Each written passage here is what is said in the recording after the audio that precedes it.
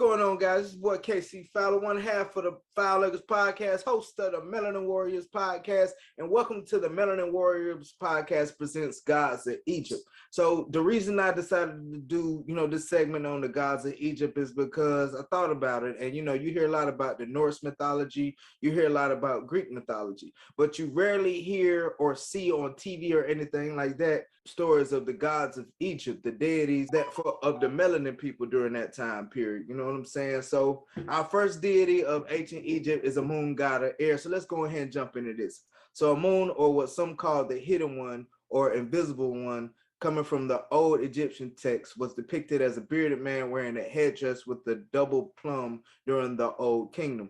And it was also said that his skin color was depicted as blue, hence air and everything like that. So I guess, they made his skin color blue. So Amun rose to the position of tutelary deity of Thebes, which is simply a guardian of a specific place, person, nation, or culture. After the first intermediate period or dark period in ancient Egypt, he also had a spouse by the name of Mut.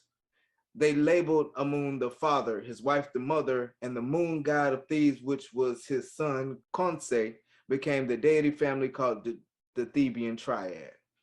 It is believed that Amun created himself and then everything else in the universe, but separated himself from it. So after he merged, he became Amun-Ra, and he was the father and protector of the pharaoh. And he was closely associated with kingship in Egypt. It is said that Amun or Amun-Ra, whichever one you choose to call him, fell in love with the queen of Egypt. He visited her disguised as her husband, the king, and they do what they do.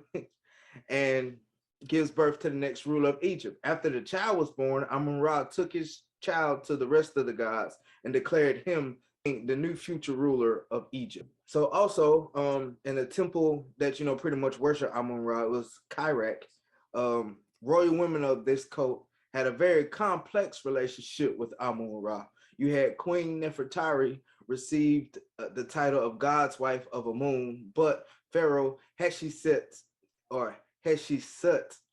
claimed she had the right to be ruler of Egypt because her mother was actually impregnated by Amun-Ra, which we will cover both of those amazing melanin queens in the coming weeks, guys, because their stories are also amazing.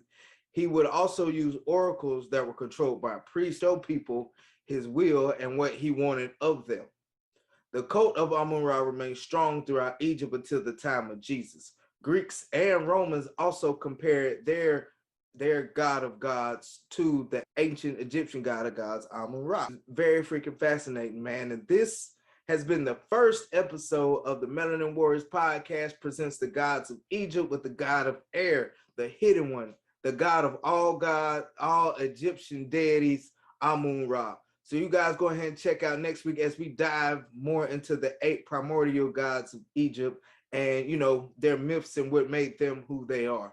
And without further ado, guys, you already know this your boy KC Fowler, one half of the Warrriorz podcast, host of this here Melanin Warrriorz podcast. Hey, the Egyptian gods, man, we're gonna keep this thing rolling, man. Y'all tune in every Sunday, 7 p.m. Central Time, and check out all our audio episodes, all my audio episodes, on Anchor. And y'all check out all my audio episodes on Anchor, Spotify, Google Podcasts, Apple Podcasts, and so many others, man. And hey, it's your boy.